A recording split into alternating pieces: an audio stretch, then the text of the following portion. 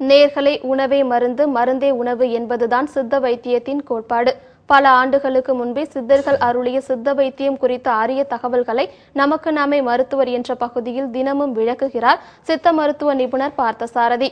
இன்றைய பகுதியில் சாப்பிடாத குழந்தையை சாப்பிட வைக்க வசம்பு எப்படி பயன்படுகிறது என்பது குறித்து அவர் கூறும் அரிய தகவல்களை இப்போது பார்ப்போம்.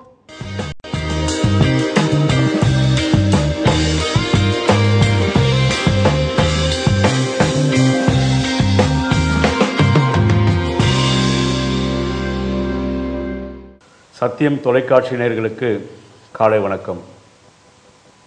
நமக்கு நாமே மருத்துவர் என்ற பகுதியில் இன்றைக்கு நாம் பார்க்க போகின்ற விஷயம்,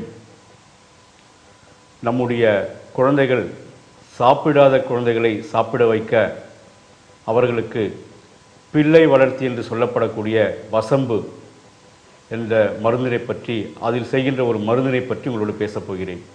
இந்த வசம்பை நாம் வாங்கி வைத்துக்கொண்டு குழந்தைகள், மெலிந்த குழந்தைகள், வயிற்று பூச்சி உள்ள குழந்தைகள், சரியாக சாப்பிடாத குழந்தைகள், இதனை சாப்பிட வைக்க இந்த வசம்பு சூரணத்தை நாம் எப்படி பயன்படுத்துவது என்று இப்பொழுது பார்க்கலாம். நேயர்களே, இதுதான் வசம்பு. இந்த வசம்பு அனைத்து நாட்டு மருந்து கடைகளிலும் கிடைக்கும். இந்த வசம்பை ஒரு 5 வசம்பை எடுத்துக்கொண்டு அதற்கு மேலே பெருங்காயத்தை, நம்ம வீட்டில் பயன்படுத்தக்கூடிய தூள் பெருங்காயத்தை எடுத்து சாதாரண தண்ணீரில் அந்த தூள் பெருங்காயத்தை விட்டு தரையில் வைத்து நன்கு அந்த பெருங்காயத்தை குழைத்து அந்த பெருங்காயத்தை எடுத்து இந்த வசம்பின் மேலே இந்த வசம்பின் மேலே முழுவதும் பூசி வெயிலில் ஒரு 10 நிமிடம் 1/4 மணி நேரம் காய வைத்து எடுத்து வைத்துக் கொள்ளுங்கள்.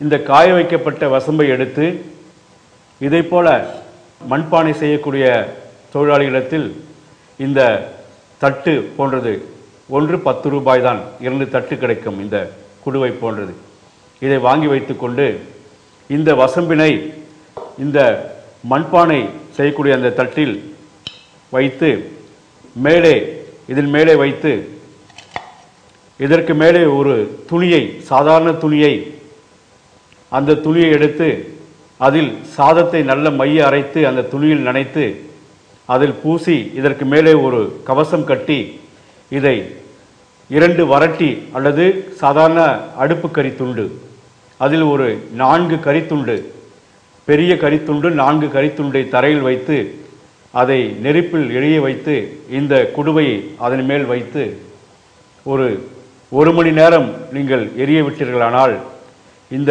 வசம்பு கருகிவிடும். கருகி பூ போல, அதாவது மிருதுவான அளவில் அது காணப்படும்.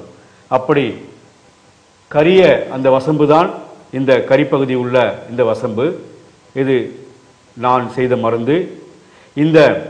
இந்த சூரணத்தை இதை எடுத்து அம்மியில் அரைத்தோ அதை மிக்சியில் அரைத்தோ நன்றாக தூள் செய்து வைத்துக்கொண்டு இதனை காலை மாலை தேனில் குழைத்து அல்லது நெய்யில் குழைத்து, முக்கியமாக மெலிந்த குழந்தைகளுக்கு நெய்யில் குழைத்து தொடர்ந்து கொடுத்து வர அஜீரணம், புளித்த ஏப்பம், அடிக்கடி வாந்தி எடுத்தல், வயிற்று உபுசம், வயிற்றில் மலக்குழாயில் பூச்சி நெண்டுதல் போன்ற பிரச்சனைகள் அனைத்தும் ஒழிந்து